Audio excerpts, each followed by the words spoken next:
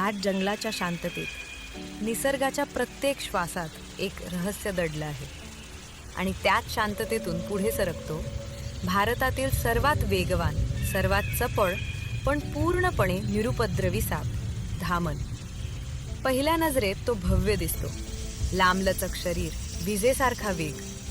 पण प्रत्यक्षात हा साप मानवाला इजा करत नाही. विषही नसल्यामुळे धामण शेती आणि गावांचं रक्षण करणारा खरा मित्र आहे. उंदीर आणि घुशी खाऊन तो नैसर्गिक संतुलन राखतो.